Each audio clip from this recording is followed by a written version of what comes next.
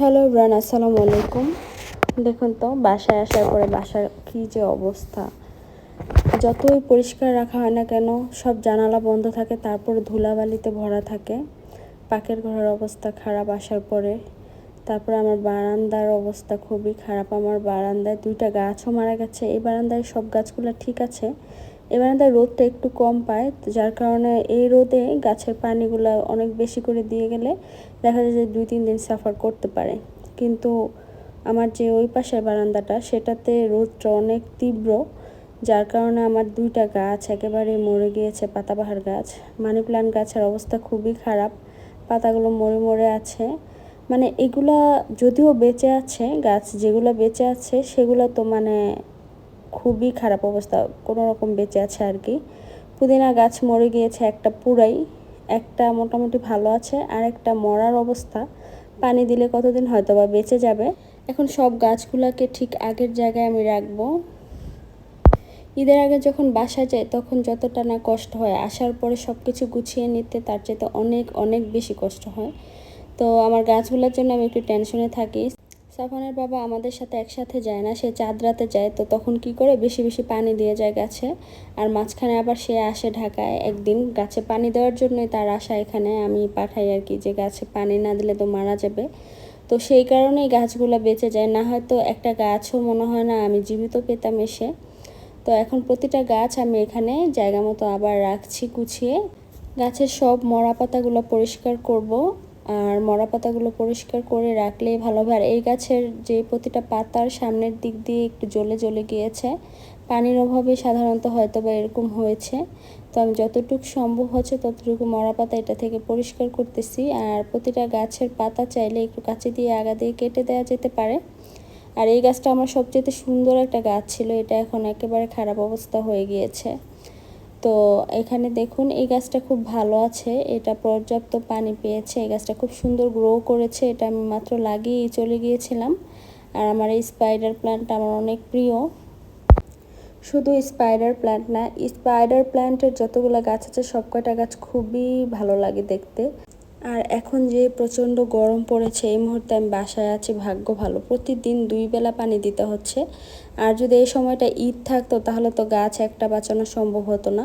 দেখতে পাচ্ছেন আমি গাছগুলোকে পরিষ্কার করেছি, তারপরে নিচে কত পরিমাণ মরা পাতা এসেছে। এই গাছটা তো প্রতিটা গাছে মরা মরা পাতা ছিল, কারণ এটা যেহেতু পানি কোনো রকম পেয়েছে বেঁচে থাকার জন্য, কিন্তু এটা পর্যাপ্ত পানিটা পায়নি, যার কারণে সব গাছের পাতাগুলো বেঁচে নেই, শুকিয়ে গিয়েছে।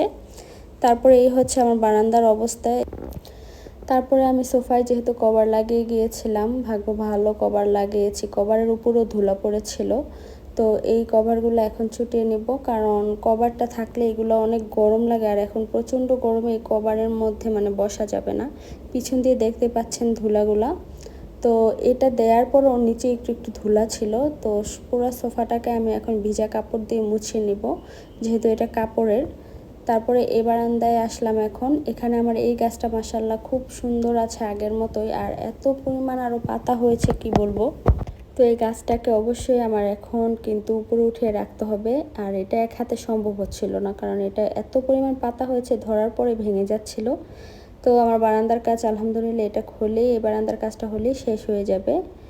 তারপরে আমরা পরের দিন গেলাম আমার ছোট বোনের বাসায়। অনেক গরম ছিল যদিও, আর কিন্তু রাস্তা অনেক খালি ছিল। ঢাকার রাস্তা একেবারেই ফাঁকা ছিল এখনও, কারণ এখনও অনেক মানুষ হয়তো ঢাকায় আসেনি। তো সেই কারণে একদম ফাঁকা রাস্তা, শুক্রবারের দিন দুপুরবেলা, যার কারণে আরও বেশি ফাঁকা ছিল। এত ভালো লাগছিল, না জানি ঈদের সময় কি পরিমাণ খালি থাকে।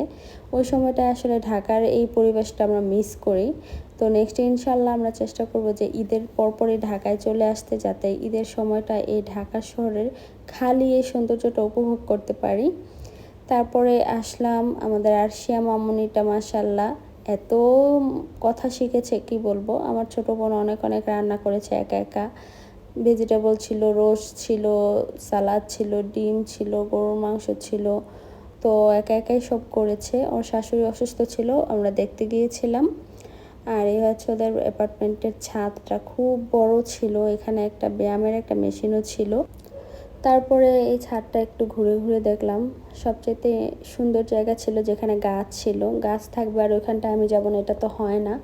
তো গাছের পাশটাতে আমি ধীরে ধীরে আগাচ্ছিলাম। এখানে কিছু কিছু গাছ ছিল যেগুলো দরকারি, যেমন লেবু গাছ, তারপরে এখানে ড্রাগন ফ্রুটও ছিল।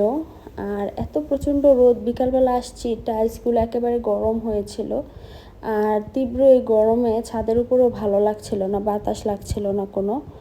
তারপরেও ভাবলাম যে এসেছি যেহেতু একটু পুরো ছাদটা একটু ঘুরিয়ে দেখি। এখানে হাঁটার জন্য রাউন্ড করা ছিল যাতে ছাদে এসে সবাই হাঁটতে পারে। আর এখানটাতে খুব সুন্দর সুন্দর কিছু গাছ ছিল, লেবু গাছ, গোলাপ গাছ, জবা গাছ ছিল। অনেক সুন্দর একটা কাটা মুকুট গাছ হয়েছিল এখানে ওই পাশটাতে। এখন ওই দিকটাতে যাচ্ছি। এখানটাতেই ড্রাগন গাছ ছিল, লেবু গাছও ছিল এখানে। আর এখানে কিছু অন্যান্য গাছও ছিল। এখানে একটা সুন্দর কাটা মুকুট গাছ ছিল। কাটা মুকুট গাছটাতে অসংখ্য ফুল হয়েছিল। এখানে খেজুরের চারাও লাগানো দেখলাম। এই সাইডটাতে পুরোই গাছ লাগানো। প্রতিটা অ্যাপার্টমেন্টে যদি এমন গাছ থাকতো তাহলে কত ভালো হতো। আরহাম কিন্তু ব্যায়ামের একটা মেশিন পেয়ে এখানে ব্যায়াম করার চেষ্টা করতেছে। তারপর আমরা নিচে আসলাম, রাইসা খাচ্ছিল লাড্ডু। ও আমাকে দেখে লজ্জা পেয়ে যায়, ক্যামেরা দেখে গিয়ে পালাচ্ছিল।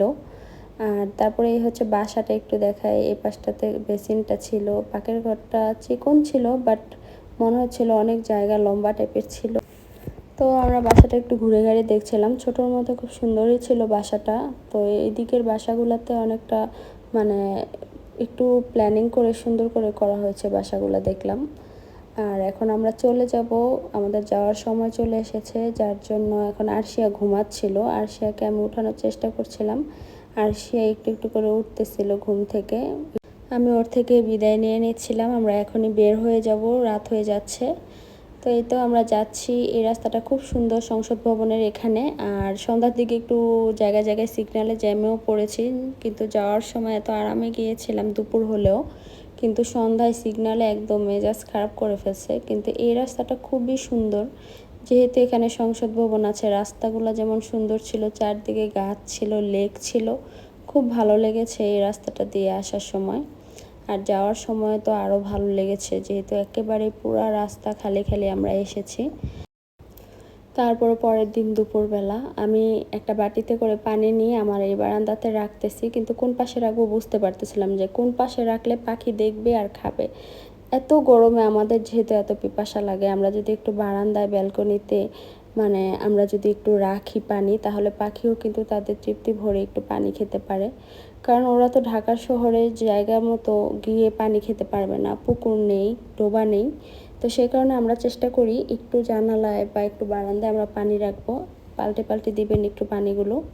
তো আমি এই বারান্দাতে উপরে রাখতেছি, এখানটায় আমার অনেক পাখি আসে, ওরা পানি খেতে পারবে। তো একটু প্রচেষ্টা ওদের জন্য, আর একটু খাবারও রাখবেন পারলে। আর আমি রাতের বেলা যেহেতু আমি এত গরম, তার জন্য একটু হেলদি কিছু রান্না করছিলাম। চিকেন এখানে কিন্তু স্যুপের মতো করে একটু রান্না করছিলাম। আজকে অনলাইনে কিমচি অর্ডার করেছিলাম কোরিয়ান, তো সেটার সাথে খাওয়ার জন্য এটা রান্না করেছি। তো এই তো এখন আমি সার্ভ করে নিচ্ছি। আর কিমচিটা ভালো লেগেছে, আচারের মতো টক টক ছিল। তো আমি প্রথমবার খেয়েছি, আমার কাছে ভালোই লেগেছে। তো আশা করি আপনাদের ভিডিওটি ভালো লেগেছে। এই গরমে ভয়েস দিব কি, ভয়েস দিতে গেলে ফ্যান বন্ধ থাকতে হয়, এসি ছাড়া যায় না। এসি ছাড়তে গেলেও দেখবেন যে আওয়াজ আসে, সেই জন্য আসলে ভয়েস দেওয়াটা অনেক খুবই কষ্টকর। সেই জন্য আমি আসলে ভিডিও দিতে পারি না এখন নিয়মিত এত গরমে। তো আজকের ভিডিওটি এই পর্যন্তই। ভালো থাকবেন সবাই। আল্লাহ হাফেজ, আসসালামু আলাইকুম সবাইকে।